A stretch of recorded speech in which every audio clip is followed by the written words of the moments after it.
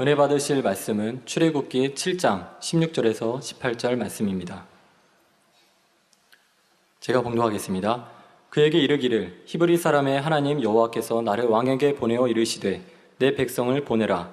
그들이 광야에서 나를 섬길 것이니라 하였으나 이제까지 내가 듣지 아니하도다. 여호와가 이같이 이르노니 내가 이로 인하여 나를 여호와인 줄 알리라 하셨느니라. 볼지어다 내가 내 손에 지팡이로 하수를 치면 그것이 피로 변하고 하수의 고기가 죽고 그 물에서는 악취가 나리니 애굽 사람들이 그 물 마시기를 싫어하리라 하라. 아멘. 예, 지난 시간에 이어서 열 재앙 중에서 첫 번째 재앙인 피 재앙에 대해서 계속 설명을 드리도록 하겠습니다. 지난 시간에 말씀드렸던 것을 잠깐 요약해서 복습을 좀 하도록 하겠습니다. 피 재앙이라고 하는 것은 아까 말씀에서 읽어주신 대로 그 출애굽기 7장 17절에 보면 여호와가 이같이 이르노니 내가 이로 인하여 나를 여호와인 줄 알리라 하셨느니라. 볼지어다 내가 내 손에 지팡이로 하수를 치면 그것이 피로 변하고, 그러니까 강물이 모든 물들이 피로 변하고 하수의 고기가 죽고, 또 고기가 죽으면 부패해서 떠오르겠죠. 그래서 악취가 나고, 그래서 애굽 사람들이 그 물 마시기를 싫어하리라. 이것이 바로왕 모세를 통해서 바로왕과 애굽 백성들에게 내리신 첫 번째 재앙 피 재앙입니다. 그렇다고 하면 이제 그때 당시로서는 이 피 재앙이 정말 현실적으로 나일 강물이 피가 되고 먹을 것이 없는, 그러니까 이 생활 식수가 없다는 것. 여러분들이 홍수가 났을 때 물이 굉장히 많지만 먹을 물이 없다는 거 굉장히 괴롭지 않습니까? 마찬가지로 강물은 흐르는데 그 강물이 전부 벌겋게 피를 변했다. 그래서 마실 것이 없다. 굉장히 곤욕스러울 것입니다. 고기가 다 죽어 둥둥 떠오르고 악취가 나면 얼마나 괴롭고 짜증이 나겠습니까? 그래서 이걸 영적으로 왜 이 피재앙이라고 하는 것을 이렇게 자세하게 풀어서 우리에게 말씀을 하시는가? 이 피재앙이라고 하는 것을 영적으로 보면 우리 생활과 직결되는 문제로 인해서 고통을 받는 것을 의미한다. 그래서 이제 가까이, 예를 들면 가족이나 그러니까 남편이나 아내나 자녀나 또 가까운 이웃이나 아니면 주변으로부터 이런저런 일을 당해서 굉장히 짜증스럽고 고통스러운 일을 당하는 것을 영적으로 피재앙을 당한다. 이렇게 말씀을 드릴 수 있다고 말씀을 드렸습니다. 그리고 이것을 신앙생활과 더 밀접하게 연결시켜서 보면 신앙생활 때문에 하나님을 믿고 하나님 말씀대로 사는 것 때문에 가까운 친구나 부모, 일가, 친척, 이웃으로부터 핍박을 받기 때문에 때로는 시험, 연단을 받아서 굉장히 생활이 짜증스럽고 불편하게 되는 재앙, 이것을 피재앙이다. 이렇게 말씀을 드렸습니다. 그렇다고 하면 이제 저희들에게 있어서는 현실적으로 이 재앙이 현실을 사는 우리들에게 어떻게 적용되느냐 하는 것이 중요한 문제가 되겠습니다.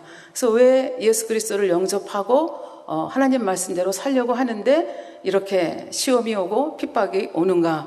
시험이 오고 핍박이 오는 것은 굉장히 당연한 일이다. 이렇게 말씀을 드렸습니다. 디모데후서 3장 12절 말씀에 무릇 그리스도 예수 안에서 경건하게 살고자 하는 자는 핍박을 받으리라. 그래서 우리는 예수 그리스도를 믿기 전에는 이 세상에 속한 사람이었습니다. 이 세상에 속했다고 하는 것은 이 세상을 다스리는, 이 세상에 지금 주인이 되고 있는 원수마귀 사단의 지배하에 있었던 자들입니다. 그런데 예수 그리스도의 보혈의 공로를 힘입어서 우리가 죄인인 것을 깨닫고 예수 그리스도를 영접을 하면 우리를 죄 없다 인정하시고 우리 마음에 성령을 선물로 주셔서 우리의 죽었던 영이 다시 살아나게 하십니다. 그래서 이 순간부터는 우리는 이 땅에 살고 있지만 사실은 이 땅의 사람이 아니고 우리의 시민권이 천국에 있는 천국 시민들입니다. 그래서 천국 시민들이기 때문에 당연히 천국 시민이 따라야 할 법, 다시 말하면 성경 66권의 말씀을 따라 살고자 합니다. 경건하게 살고자 하고 거룩하게 살고자 합니다. 그러나 원수마귀 입장에서 보면 내 것이었는데 빼앗겼습니다. 그래서 어찌하든지 내 것으로 다시 빼앗아 오기 위해서 굉장히 온갖 공작을 다 하게 되는 거죠. 그래서 이런저런 일을 동원해서 우리로 하여금 신앙생활을 계속하지 못하도록 하는 과정 중에서 이 피재앙이라고 하는 것이 우리에게 올 수 있다는 얘기죠. 그래서 만일 우리가 거룩하게 살고자 하는 마음이 없고 예수 그리스도를 영접했어도 그냥 세상 사람들과 같이 먹고 마시고 같이 이 말씀과 관계없이 살려고 하면 핍박이라든지 시험이라든지 연단 이런 거 우리에게 오지 않습니다. 그러나 거룩하게 살려고 하기 때문에 결국은 이런 시험도 오고 주위로부터 짜증스러운 이런 핍박을 받게 된다는 말씀입니다. 그러면 구체적으로 더 자세하게 얘기해서 왜 핍박이 우리에게 오느냐, 이 원인을 정확하게 알아야 사실은 이 재앙의 말씀을 저에게 준 것은 그 재앙이 왜 오는 줄 알아서, 그 문제가 왜 오는 줄 알아서, 그 시험이 왜 오는 줄 알아서 거기서부터 이 재앙이, 이 시험이 무엇으로 믿음을 통해서 축복으로 변화되고자 하는 것이, 되게 하시고자 하는 것이 사랑의 아버지 하나님의 뜻입니다. 그래서 구태여 이 열 재앙을 그렇게 자세히 성경에 기록해 놓으셨다고 볼 수가 있겠습니다. 그래서 핍박을 받는 구체적인 이유가 세 가지 있다. 지난 시간에 말씀드렸습니다. 그 첫 번째 이유가 상대방으로 하여금 그 상대방이 하나님 말씀대로 살고자 하고 승승장구하는 우리 믿는 사람들을 보면서 시기하고 질투가 나기 때문에 시기 질투해서, 그래서 그 궁극적인 뿌리를 보면 결국 자기 유익과하고 배치되기 때문에 결국은 정도에 따라서 가벼운 거로부터 시작해서 점점 더 도가 심하게 이렇게 핍박을 할 수가 있다. 그런 말씀을 드렸고, 예를 들면 예수님 당시에도 예수님께서 권능을 행하시고 천국 복음을 전하시고 이렇게 하시는 모습, 그리고 많은 백성들이 예수님을 붙잡는 모습을 보고 그 당시 그 종교 지도자들, 유대교의 종교 지도자들이 예수님을 시기하고 질투하게 됐죠. 그래서 결국은 시기하고 질투해서 온갖 이야기를 다 좋지 않은 소문을 퍼뜨리는가 하면 결국은 십자가에 못 박혀 죽게까지 하는 일들을 행했던 것을 볼 수가 있습니다. 그러나 죄 없으셨기 때문에 결국 부활로 나왔다는 것을 저희는 알고 있습니다. 그리고 사도행전에 나오는 초대교회의 예들을 통해서 베드로 사도와 또 그런 다른 사도들의 예를 통해서 이렇게 하나님 말씀대로 살고자 했을 때 그때도 역시 종교 지도자들이 또 시기, 질투로 인해서 핍박을 하게 되었다. 그래서 어떻게 하나님께서 역사에 가셨는가 하는 것을 지난 시간에 말씀드렸고요. 또 이것은 어제나 오늘이나 동일합니다. 그래서 초대교회에서 그런 일들이 지금 현실 우리 생활 속에서 일어난다. 그래서 우리 만민재단의 경우를 보면 이 당회장님 처음에 만민중앙교회를 세우고 승승장구하고 잘 나갈 때 시기 질투로 인해서 결국은 이런저런 모함을 받게 되었고 결국은 목사 파직까지 받게 되었다. 그러나 결국은 하나님께서, 목사님께서 선하게 이걸 풀어가셨기 때문에 결국은 새로운 교단을 창설하게 하시고 오늘날의 이 창대한 교단을 이룰 수 있도록 역사하셨다 하는 얘기를 지난 시간에 말씀을 드렸습니다. 그래서 하나님의 말하자면 왜 핍박이 오느냐, 시기 질투 때문에 온다. 그 다음에 두 번째 이유는 하나님께서 나는 하나님 말씀대로 살고자 하고 하나님 뜻대로 살고자 하는데 하나님께서 특별한 뜻이 있어서 허락하시는 경우가 있다는 것이죠. 그리고 세 번째는 있어서는 안 되지만 사실 우리 생활 속에 많이 있죠. 예수 그리스도를 믿는다 하면서 내 열심 속에서 이 핍박을 자초하는 경우가 있습니다. 근데 이 핍박을 자초하는 경우는 이제 다음 시간에 말씀을 드리도록 하고요. 이 하나님의 뜻에 따라서 하나님께서 핍박을 허락하시는 경우가 있다는 거죠. 우리 말씀대로 살고자 할지라도. 그래서 왜 허락을 하시느냐, 결국은 합력해서 선을 이루게 하시는데 하나님의 뜻에 따라서 이 핍박을 허락하시는 경우도 그 경우에 따라서 크게 세 가지로 나눌 수가 있다, 이렇게 말씀드릴 수가 있겠습니다. 제일 첫 번째가 하나님은 지혜의 신입니다. 그리고 우리가 원수마귀의 자녀였다가 하나님의 자녀가 됐습니다. 어린아이로 태어났습니다. 근데 이 하나님의 자녀들이 하나님을 닮아서 굉장히 지혜롭기를 원합니다. 그래서 이 세상에 죄와 악으로 만연된 세상 속에서 말씀대로 살아서 선한 지혜로 살아서 하나님의 방법으로 이 세상을 이기면서 승리하기를 원하는 강한 하나님의 자녀가 되기를 원하십니다. 그래서 하나님의 뜻대로 살고자 하는 자녀들에게 때를 따라서 이렇게 핍박을 허락을 하시는 경우가 있다는 얘기가 되겠습니다. 그래서 결국은 지혜로운 자녀를 얻기 원하시기 때문에 우리에게 지혜로운 자녀로 나올 수 있도록 핍박을 허락하신다는 말씀이 되겠습니다. 그래서 이 지혜라고 하는 것이 얼마나 중요한가, 말씀 안 드려도 알겠지만 이제 지혜에 대한 말씀을 드리고 있기 때문에 전무후무한 지혜를 받았다고 하는 솔로몬 왕에 대한 이야기를 잠깐 드리고자 합니다. 솔로몬이 20세 안팎의 어린 나이에 어마어마한 위대한 아버지 다윗 왕의 뒤를 이어서 왕이 됐습니다. 그러니까 얼마나 이 백성들은 많고 어떻게 하면 이 나라를 잘 다스릴 수 있을까 아마 잠이 오지 않았을 것 같습니다. 그래서 하나님 앞에 이제 제사를 지내죠. 일천 번제를 하나님 앞에, 하나님께서만이 나의 도움이 되시겠다 이런 마음이 있었기 때문에 하나님 앞에 일천 번제를 드립니다. 그래서 이 일천 번제를 드리는 그 젊은 솔로몬 왕을 바라보시면서 아버지 하나님께서 너무나 흐뭇하셨습니다. 그래서 꿈에 나타나셔서 백지수표를 주셨습니다. 내가 내게 무엇을 줄고 너는 구하라. 이렇게 백지수표, 무엇이든지 구하면 주겠다. 이런 말씀을 했을 때 솔로몬은 굉장히 겸손하게 하나님 앞에 구하는 것을 볼 수가 있습니다. 열왕기상 3장 7절부터 보면 종은 작은 아이라. 그러니까 여기에는 두 가지 뜻이 있겠죠. 하나는 정말 종은 자기를 얘기하거든요.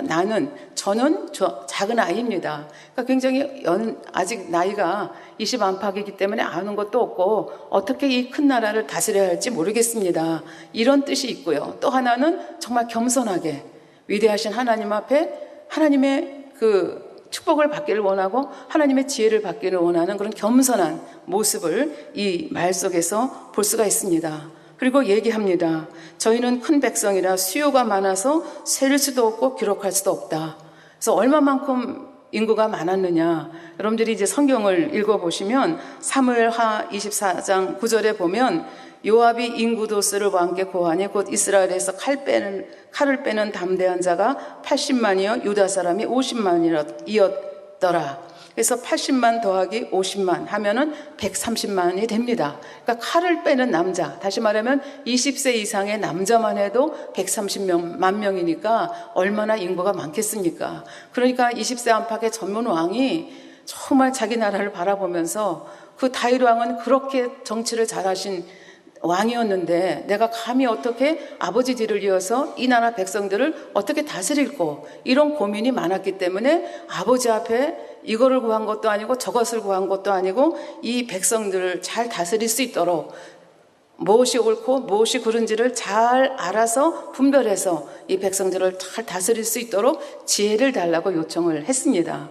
근데 이 요청이 아버지 하나님께 너무 기가 막히게 좋은 답변이 된 거예요. 그래서 아버지께서 너무 기쁘셔서 내가 원하는 지혜를 주는데 어떤 지혜를 주느냐. 내 앞에도 너와 같이 지혜로운 자가 없었고 너 뒤에도 너와 같이 지혜로운 자가 없으리라. 그러니까 전무후무한 지혜를 주시고 근데 네가 부를 구한 것도 아니고 수를 구한 것도 아니고 원수를 멸망해달라고 구한 것도 아닌데 내가 구한 것이 너무나 내 마음에 흡족하기 때문에 네가 원하지 않으면 부도 주고 수도 주고 이것도 주고 저것도 주겠다. 그러면서 아버지 하나님께서 온갖 축복으로 함께 해주시는 모습을 볼 수가 있습니다. 그래서 이런 그 기록이 있고 그 뒤를 이어서 하나님께로부터 받는 지혜가 얼마나 중요한가 하는 것이 그 솔로몬의 재판의 예를 통해서 우리들에게 말씀해주고 계십니다. 두 창기가 있었는데 아마 같은 집에서 같은 방을 쓰고 있었던 것 같아요. 근데 3일 간격으로 아이를 낳았습니다.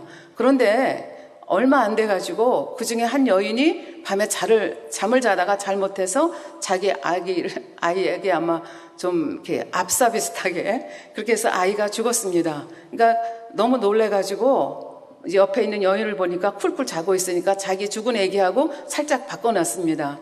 근데 그 다음날 다른 여인이 아이 젖을 먹이려고 딱 보니까 아이가 죽어 있는 거예요. 그래서 너무 깜짝 놀라가지고 이제 두 여인 사이에 언쟁이 벌어집니다. 죽은 아이가 내 아이고 산 아이가 내 아이다. 서로 죽은 아이는 자기 아이가 아니고 산 아이가 자기 아기라고 이렇게 이제 아주 심하게 언쟁을 하게 돼서 결국은 솔로몬 왕 앞에까지 오게 됩니다. 그때 솔로몬이 전체 이야기를 다 묵묵히 듣습니다.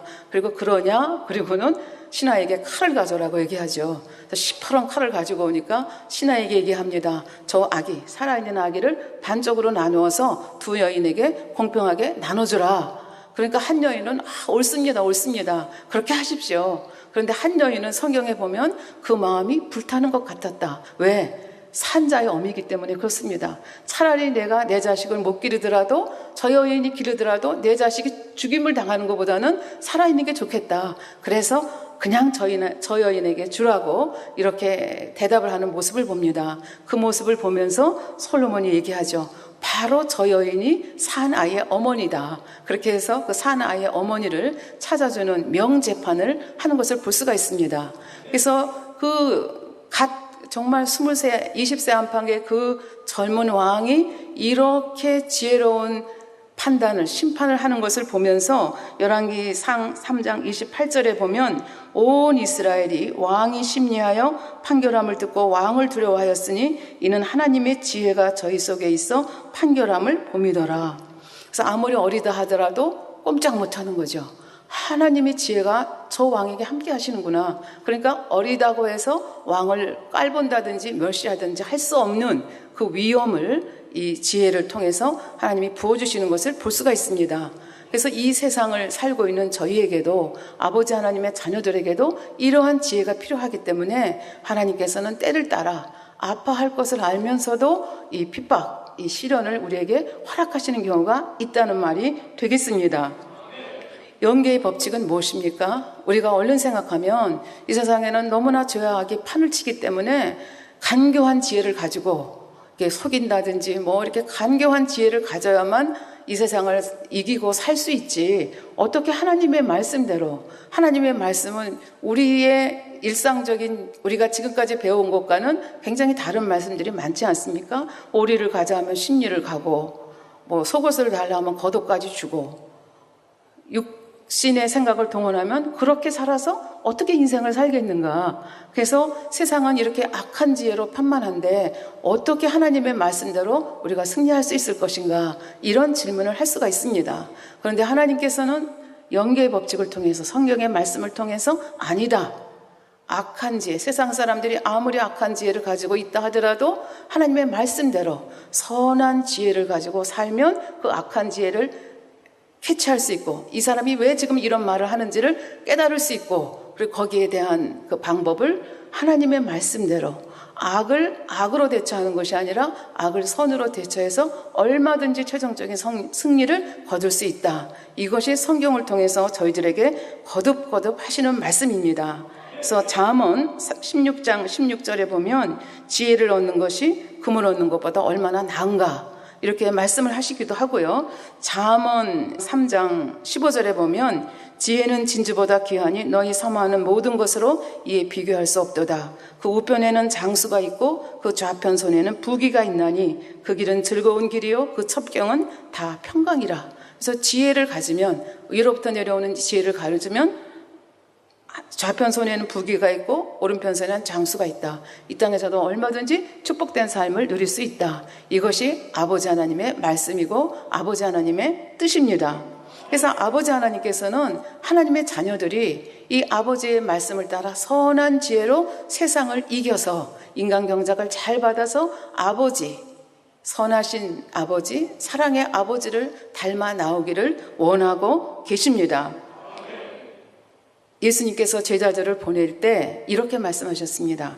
마태복음 10장 16절에 보면 보라 내가 너희를 보냄이 양을 이리 가운데 보낸 것 같도다. 너희는 양 같고 세상은 이리 같다는 거예요. 사실 이 말씀이 요즘같이 실감나는 때가 없지 않습니까? 세상에 나가면 이럴 때가 버글버글 하는데 우리는 지금 양과 같은 모습으로 세상에 나가서 그 세상을 이기고 살아야 됩니다. 그러면서 뭐라고 말씀하셨는가 하면 그러므로 너희는 뱀과 같이 지혜롭고 비둘기같이 순결하라.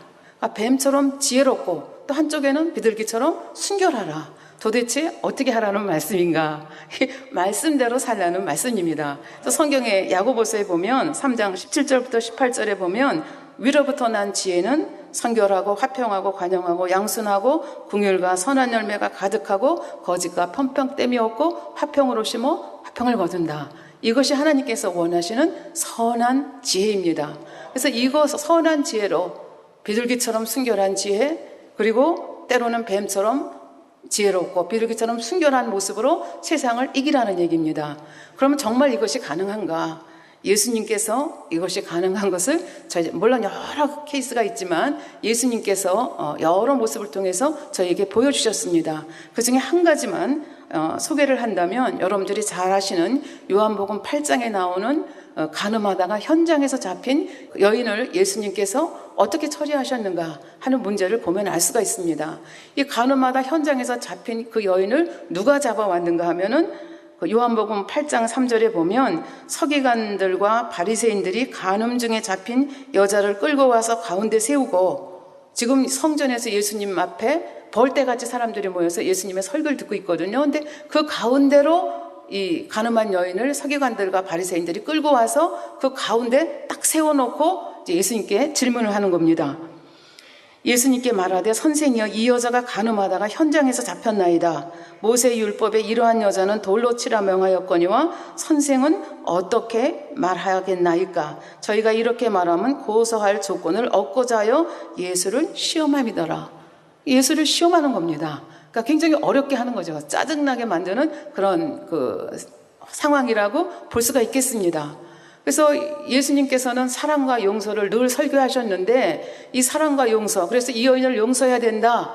그러면 율법을 어긴 것이 되고, 율법대로 이 간음한 여인은 돌로 쳐 죽이게 되어 있지 않습니까? 돌로 쳐 죽이라. 그러면 당신이 평소에 설교하던 용서는 어디 갔습니까? 사랑은 어디 갔습니까? 또 이렇게 따지고자 하는 마음입니다. 그러니까 이렇게 대답해도 저렇게 대답해도 지금 올무에 빠질 수밖에 없는 굉장히 간교한 이 세상의 지혜를 동원해서 예수님을 올무에 지금 걸리게 하고자 하는 질문을 하고 있습니다. 이 질문에 대해서 예수님께서는 벌써 사태를 딱 파악을 하신 거죠. 그리고 이제 그 다음 말씀에 보면 예수께서 몸을 굽히사 손가락으로 땅에 쓰시니, 땅에 뭐를 쓰는데 사람들이 자꾸 지촉합니다. 빨리 대답하라는 겁니다. 저희가 묻기를 마지 아니하는지라. 빨리 대답을 하라고. 돌로 쳐 죽이리까 어찌하리까. 그러니까 예수님께서 말씀하십니다. 일어나 가라사대 너희 중에 죄 없는 자가 먼저 돌로 치라. 다시 몸을 굽히사 손가락으로 땅에 쓰시니, 그리고 다시 앉으셨습니다. 땅에 쓰시니 저희가 이 말씀을 듣고 양심의 가책을 받아 어른으로부터 시작하여 젊은이까지 하나씩 나가고 나중에 보니까 다 없어진 거예요. 그리고 예수님과 간음하다 현장에서 잡힌 여인밖에 없는 거예요. 그러면 예수님께서 왜 무엇을 썼기에 이렇게 살기등등하는 사람이 다 사라졌을까? 예수님께서 첫 번에 죄목을 쓰셨다고 풀어주셨죠. 당회장님께서 예를 들면 간음, 도적질 이렇게 쭉 이렇게 썼겠죠. 근데 거기까지 쓰고 나는데 사람들은 아직 실감을 못하는 거죠. 그러니까 어떻게 대답을 빨리 하시라고 하니까 죄 없는 자가 돌을 들어 치라 말씀하시면서 자세히 적는 거죠. 여기 보면 어른으로부터 시작하여 젊은이까지 차차차차 갔다. 그러니까 어른들로부터 제목을 쓴 것 같아요. 아무개 누가 언제 어디서 무슨 죄를 지었다. 그러니까 그 사람이 딱 보고 어메, 그리고 도망가는 거죠. 그리고 그 다음 또 도망가고. 그래서 어디까지? 결국은 모든 사람들이 어른서부터 시작해서 젊은이까지, 사실 이렇게 하고 보니까 자기도 죄인이거든요. 자기도 돌에 맞아 마땅한 죄인인 것을 깨닫게 해주시는 거죠. 그리고 다 사라지고 나니까 예수님께서 어떻게 해요? 사람들이 어디 있느냐? 너를 정죄한 사람이 어디 있느냐? 아무도 없나이다. 그러니까 너도 가되 다시는 죄를 범치 말라 하면서 여인에게 다시 한번 재생의 기회를 주는 것을 볼 수가 있습니다. 그리고 또 하나, 예수님이 얼마나 지혜로운가. 악한 사람들에게 악을 지적하면 악한 사람들은 더 악하게 나옵니다. 그래서 만일에 예수님께서 지금 사실 다 알고 계시잖아요. 누가 어디서 무슨 일을 어떻게 했다는 거 알고 계시잖아요. 그래서 그거를 땅에 쓰셨잖아요. 그걸 입으로 내시지 않고 땅에 쓰신 거예요. 왜 그렇게 하셨겠습니까? 그 사람들이 악의 악을 바라지 아니하고 그냥 조용히 깨달을 수 있도록 배려한 예수님의 아주 속 깊은 지혜였다는 것을 볼 수가 있습니다. 그래서 아버지 하나님께서 왜 율법을 주셨겠습니까? 간음한 자는 돌로 치라. 만약 그렇게 안 하면, 그냥 무조건 용서만 하면 죄가 독버섯 자라듯이 자라서 멸망으로 갈 사람 투성이기 때문에 아버지 하나님께서는 율법을 주실 수밖에 없었죠. 그런데 이 율법을 굉장히 간교하게 악으로 이용하는 이 바리새인과 서기관들에 대해서 예수님께서는 어떻게 뱀처럼 지혜롭고 비둘기처럼 순결한 모습으로 이들을 멋지게 감당하셨는가 하는 것을 볼 수가 있겠습니다. 그래서 결국은 하나님의 자녀들도 아버지 하나님을 닮아서 우리 주님을 닮아서 이렇게 지혜로운 자가 되기를 원하시는 것이 아버지 하나님의 뜻입니다. 그래서 하나님의 자녀인 우리도 하나님을 닮아서 비둘기처럼 순결하고 뱀처럼 지혜로운 모습으로 이 세상에 눌려 사는 것이 아니라 이 세상을 이기고 승리하면서 그리면서 인간 경적을 잘 받아서 믿음의 분량을 키워나가서 결국은 아버지 계시는 그곳에서 같이 영영토록 행복한 삶을 살기를 원하는 것이 아버지의 뜻입니다. 그래서 성경에 보면 주님은 주님이라 그러셨을 것이다. 여러분들이 혹시 생각하시는 분이 계십니까? 성경에 보면 이 믿음의 선진들 중에는 정말 이 비둘기처럼 순결하고 뱀처럼 정말 지혜로운 이 지혜를 가지고 정말 어찌할 수 없는 엄청난 이 폭풍을, 엄청난 핍박을 오히려 축복의 기회로 이렇게 대반전의 역사를 일으키신 분들이 여러 분 계신 것을 볼 수가 있습니다. 이 시간에는 그 중에 한 케이스만을 여러분하고 같이 한번 생각을 해보겠습니다. 여러분들이 잘 아시는 에스더, 아하스웨로 왕의 부인이죠. 그 와스디, 그 아하스웨로 왕의 그 첫 번째 부인이었던 와스디가 이런저런 이유로 폐위를 당하고 이제 그 후에 유대 민족의 딸인 이 에스더가 궁정에 들어가게 되죠. 궁정에 들어가면서 또 무슨 일이 있었느냐? 별로 선하지 못한 하만이라고 하는 사람이 결국은 제2인자의 자리에 오르게 되고 모르드게는 이 하만이 아각 사람인 것을 알고 절받기를 좋아하는 이 하만에게 이렇게 절을 안 했죠. 그러니까 하만이 저 사람은 누구냐? 모르드게입니다. 근데 모르드게가 유대 민족인 걸 알고 모르드게 한 사람에게만 보복하면 되는데 모르드게 한 사람에게만 보복한 것이 아니라 그 분노가 너무 심해서 다시 말하면 악이 너무 많으니까 모르드게의 민족인 유대 민족까지도 다 말살하고자 하는 계교를 세웁니다. 그리고 아하스웨로 왕은 아무 생각 없이 자기가 믿는 제2인자 이 하만 총리의 그 조서 가지고 온 조서에 이제 사인을 하게 되는 거죠. 그래서 결국은 그냥 아주 우스운 일이 발단이 돼가지고 모르드게 한 사람이 경배하지 않은 것, 그 수상 앞에 절하지 않은 것이 문제가 돼가지고 온 유대 민족이 모시에 다 전멸을 당하고 그 재산을 다 탈취당할 그런 위험에 처하게 됐습니다.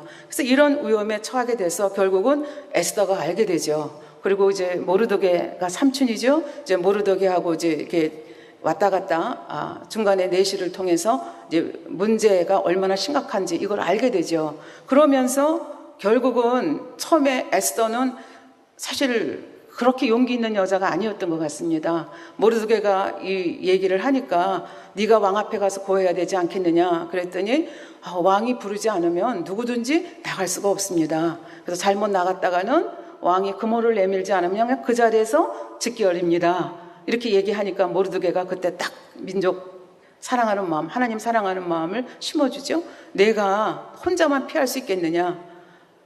내가 지금 왕 후의 위를 갖고 있는데 이것이 이때를 위함이 아닌 줄 어떻게 아느냐? 하나님의 뜻이 여기에 있지 않겠느냐? 그러니까 이제 이 에스더가 딱 결심을 합니다. 죽으면 죽겠습니다. 그리고 이제 물도 마시지 않고 음식도 마시지 않고 자기와 하녀들과 또 수산성에 있는 모든 유대인들이 똑같이 3일 금식을 해달라고 부탁을 하죠. 그리고 3일 만에 결국은 왕 앞에 나갑니다.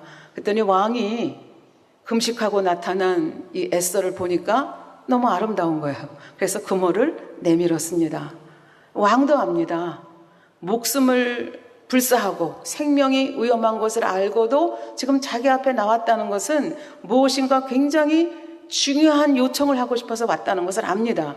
그래서 에스더서 5장 3절에 보면 왕이 이르되 왕후 에스더여 그대의 소원이 무엇이며 요구가 무엇이뇨 나라의 절반이라도 그대에게 주겠노라. 너무 사랑스러운 거예요. 그래서 나라의 절반이라도 주겠다고 그렇게 얘기하는데 에스더가 대답을 하지 않습니다.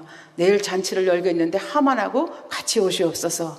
왕은 궁금한 거예요. 도대체 뭐 때문에 이 아름다운 이 내 아내가 이렇게 했나. 그래서 그 다음날 또 그걸 듣기 위해서 하만하고 같이 이제 그 잔치에 갔습니다. 또 잔치에서 술을 마실 때 에스더가 말을 안 하니까 또 묻습니다. 에스더서 5장 6절에 보면 그대의 소청이 무엇이뇨 곧 허락하겠노라. 곧이라는 단어가 들어갑니다. 빨리 얘기해. 뭐만 얘기하기만 하면 즉각 예스야. 그런 얘기가 되겠죠. 곧 허락하겠노라. 그대의 요구가 무엇이뇨 나라의 절반이라 할지라도 시행하겠노라. 말을 안 합니다. 다시 한번 오시옵소서. 하만하고 또 같이 갑니다. 또 말을 안 해요. 그러니까 또 묻습니다.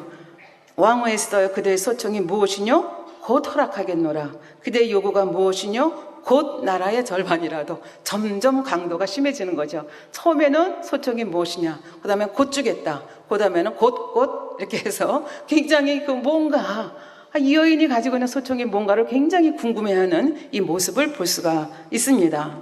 이 모습 속에서 때를 기다리는 에스더의 비둘기처럼 순결하고 뱀처럼 지혜로운 모습을 우리가 여기서 볼 수가 있습니다. 그러니까 확실한 기회를 이게 한 방에 끝내야 되잖아요. 확실한 기회를 100% 성공할 수 있는 기회를 잡아야 되기 때문에 기도하고 생각하면서 하나님의 지혜를 구하고 지금 이렇게 이 일을 진행해 나가는 것을 볼 수가 있습니다. 근데 여러분 한번 생각해 보십시오. 이 아하수에로 왕은 굉장히 거대한 제국의 왕입니다. 이 인도에서부터 저쪽까지 엄청나게 나라가 큰 나라고 온갖 백성들이 지금 다 자기 속국으로 들어와서 이렇게 삽니다. 그러니까 유대 민족이 어떤 민족인지 별로 관심도 없습니다. 그러니까 하만이 뭐 이렇게 했을 때 그냥 아무 생각 없이 조서를 오케이 하는 그 장면을 우리가 볼 수 있지 않습니까? 그러니까 에스더가 그걸 간파한 거예요. 하만이 이렇게 해서 우리 유대 민족을 이렇게 말살하려고 합니다. 그러면 아하수에로는 별로 그것에 대해서 귀를 기울이지 않았을 것입니다. 그런데 얼마나 에스더가 생각을 많이 하고 지혜로웠는가 하는 것을 에스더서 7장 3절부터 4절 말씀을 보면 알 수가 있습니다. 3절에 보면 왕의 에스더가 대답하여 가로되 왕이여 내가 만일 왕의 목전에서 은혜를 입었으면 왕이 선히 여기시거든 내 소청대로 이제 내 요구가 무엇인가 하는 것을 정확하게 얘기합니다. 첫 번째, 내 생명을 내게 주옵시고. 아니 누가 이 천하 대국의 왕후 내 아내의 목숨을 누가 끊는다는 말인가. 아마 이 말을 들었을 때 아하수에로는 그 사람이 누구야, 그 사람은 어디 있어, 이런 생각이 아마 불뚝 솟아났을 거예요. 그러니까 딱 주의를 기울이게 되는 거죠. 그러니까 민족을 먼저 얘기하지 않고 남편인 아하수에로 입장에서는 이 그냥 불특정 다수인 유대인은 별로 감각이 없습니다. 그러나 왕인 에스더 그러면 이거는 굉장히 가까운 관계가 되는 거죠. 그러니까 이 말의 순서도 얼마나 지혜롭게 해가는가 하는 걸 볼 수 있죠. 내 생명을 내게 주옵시고 내 요구대로 내 민족을 내게 주소서. 나와 내 민족이 팔려서 죽임과 도륙함과 진멸함을 당하게 되었나이다. 내 민족, 내 생명을 주고 내 민족을 달라는 거예요. 그러면서 얘기합니다. 나와 내 민족이 팔려서 죽임과 도륙함과 잔멸함을 당하게 되었나이다. 다 죽게 되었습니다. 그러면서 얘기합니다. 만일 우리가 노예로 팔렸더라면 내가 잠잠하였으리다. 만약 우리를 죽이지 않냐고 그냥 노예로 우리를 다 팔았다고 하면 저 왕에게 이렇게 말씀드리지 않습니다. 그리고 얘기를 하는 거예요. 그러면서 또 그래도 왕의 대적이 왕의 손해를 보충하지 못하였으리다. 그러니까 이 에스더는 온갖 정보를 가지고 지금 이 한마디 속에 많은 것을 농축해서 딱 아하수에로 왕에게 말하는 걸 볼 수 있죠. 대적은 하만인데 왕의 손해를 보충하지 못하였으리라. 우리가 에스더서를 통해서 유대 민족을 말살하면 그 대가로 1만 달란트를 왕의 부고에 드리겠다. 하만이 약속했거든요. 그러니까 하만이 돈을 가지고 결국은 왕을 어떤 면에서 매수했다 볼 수가 있는 거죠. 그런데 그것도 별로 여의치 못합니다. 이렇게 얘기를 하는 거죠. 그러니까 이거를 굉장히 미련하게 접근한 것이 아니라 지혜롭게 접근한 거죠. 만약에 에스더가 미련해가지고 어찌 이렇게 왕은 어리석습니까? 지금 하만이 우리 민족을 죽이려고 하는데 왕은 그것도 모르고 조서에 사인했습니까? 그러면 아마 굉장히 스토리가 다르게 진행이 됐을 것입니다. 그러나 이렇게 굉장히 지혜롭게 접근하는 모습을 보면서 아하수에로가 에스더서 7장 5절에 이렇게 질문합니다. 감히 이런 일을 심중에 품은 자가 누구며 그가 어디 있느냐? 그러니까 막 화가 충천을 해가지고 도대체 누가 이런 불충한 생각을 하느냐, 그거 어디 있느냐 그렇게 물으니까 단도직입적으로 얘기해야 되잖아요. 그러니까 그 다음 절에 보니까 7장 6절에 보니까 에스더가 가로되 대적과 원수는 이 악한 하만이니이다. 거기 지금 누가 있어요? 왕, 하만, 자기가 있잖아요. 물론 이제 시증하는 사람들이 왔다 갔다 하겠지만 지금 세 사람 중에서 지금 그 원수 대적이 지금 이 자리에 있는 거예요. 그래서 그 사람을 딱 지적하는 모습을 볼 수가 있죠. 그러니까 이런 장면 속에서 왕이 너무 분노했습니다. 등잔 밑이 어둡다고 지금 자기 아내가 얼마 있으면 죽임을 당하는 것조차 모르고 사인하고 있는 자기 자신의 미련함에 대해서 얼마나 화가 났겠습니까? 그래서 이런저런 일로 화가 나서 휙 하고 밖으로 나갔습니다. 근데 그 사이에 하만은 이게 이 일이 잘못되어 가는구나. 이 에스더에게 내가 구하지 않으면 내 목숨이 끝나겠구나. 그리고 그냥 에스더의 그 무릎에 엎드려 가지고 자기 생명을 간구하는 모습이 있습니다. 왕이 화를 좀 식히고 들어와 보니까 지금 그 장면이 벌어진 겁니다. 에스더가 비스듬히 누워있고 그 다음에 하만이 거기 구부려가지고 이제 자기 목숨을 구걸하고 있는 장면이 나타나는 것을 볼 수가 있습니다. 이미 화가 너무 많이 났기 때문에 왕은 그것을 고지고대로 보지를 못합니다. 그러면서 얘기합니다. 저가 궁중 내 앞에서 왕을 강간까지 하려 하는구나. 그러니까 생각이 막 점핑된 거예요. 그래서 강간까지 한다고 그러니까 뒤에 있던 신하들이 얼굴을 싸가지고 밖으로 나갑니다. 이때 얼굴을 쌌다는 건 사형, 데리고 나가서 사형하는 거죠. 이렇게 해서 이제 데리고 나가는데, 그러나 이 에스더가 지혜로웠지만 하나님의 방법대로 지금 누구를 어떻게 하는 게 아니잖아요. 자기 민족을 살려달라, 자기를 살려달라, 악한 계교를 꾸미는 게 아니지 않습니까? 그러니까 하나님께서 이 모습을 보시고 사실은 미리미리 역사하시는 거죠. 그래서 하나님이 아주 절묘한 그 시차 1분 1초도 어김없이 정확하게 역사하시는 하나님이신 것을 볼 수가 있습니다. 그때 딱 나서는 사람이 누군가, 왕을 모신 내시 중에 하루보나가 왕에게 이르되 왕을 위하여 충성된 말로 고발한 모르드게를 달고자 하여 하만이 고가 59빛이나 되는 나무를 준비하였는데 이제 그 나무가 하만 집에 섰나이다. 그랬더니 왕이 화가 나가지고 그 나무에다가 하만을 달아라. 그래서 하만이 모르드게를 죽이려고 만든 그 장대 위에 자기가 달리게 되거든요. 근데 여기서 우리가 잠깐 생각할 것은, 모르드게 그러면 왕이 어떻게 합니까?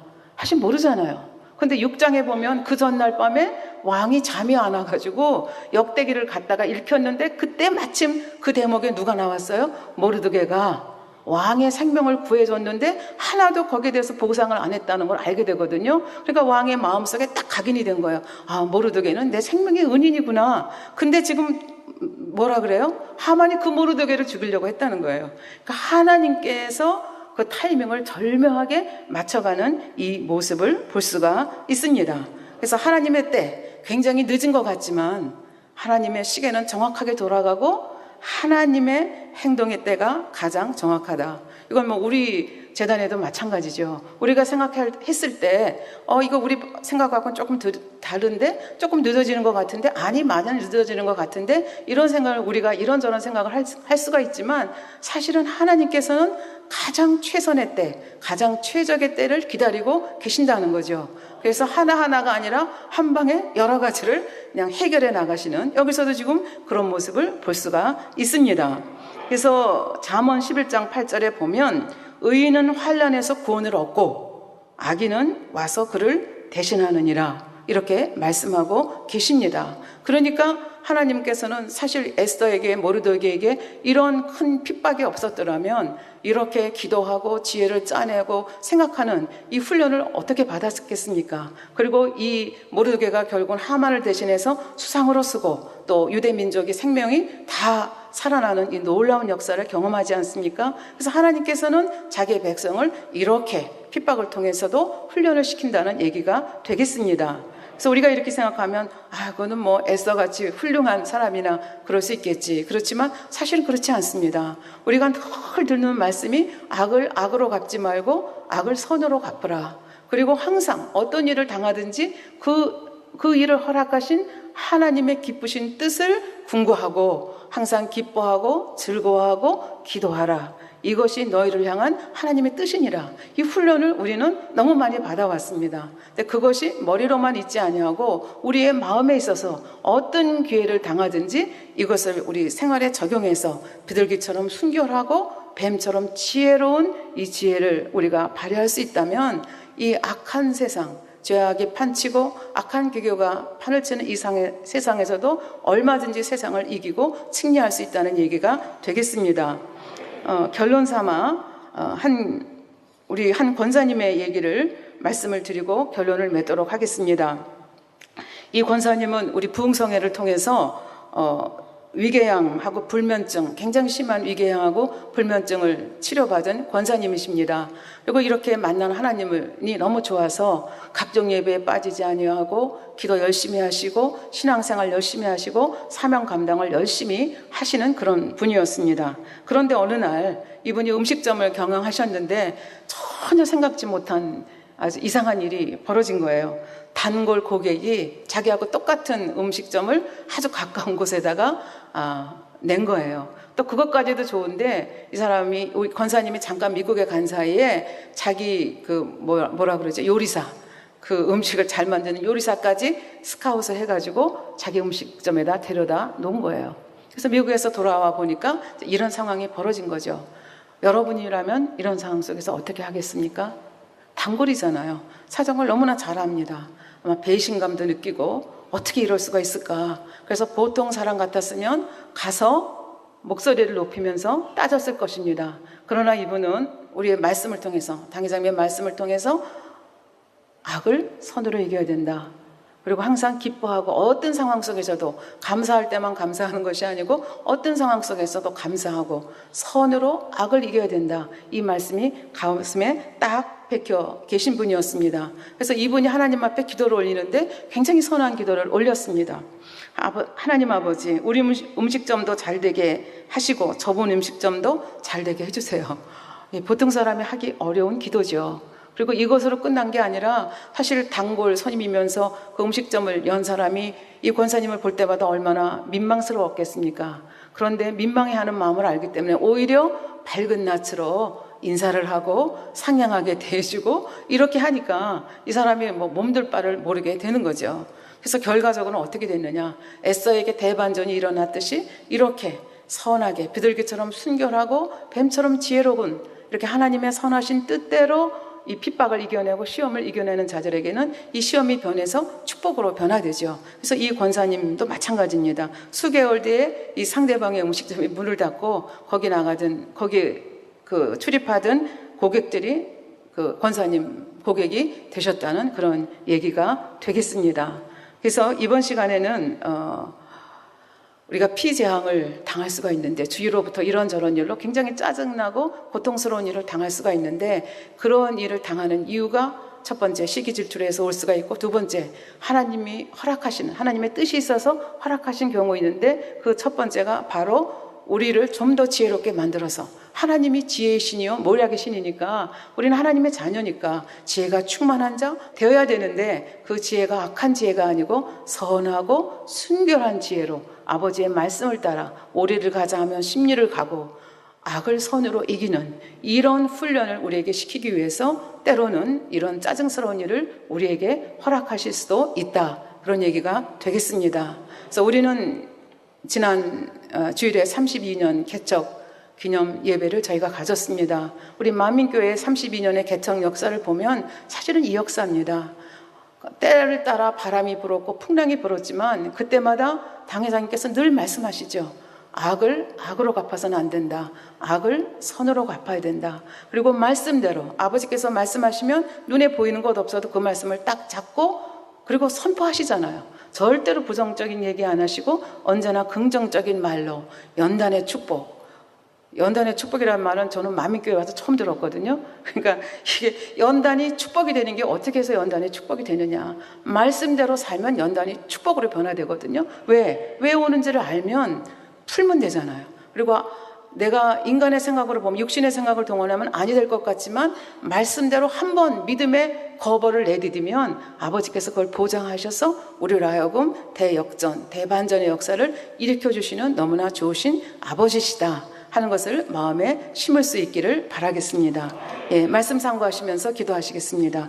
아버지 하나님 감사합니다.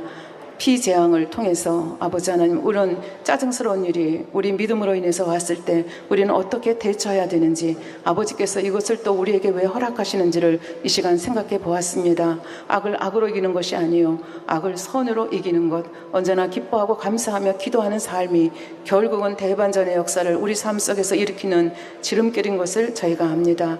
이것을 우리 마음에 심게 하시고 이 말씀을 따라 살 수 있는 저희가 되도록 축복하여 주시옵소서. 감사를 드리며 우리 주 예수 그리스도 이름으로 기도하옵나이다. 아멘.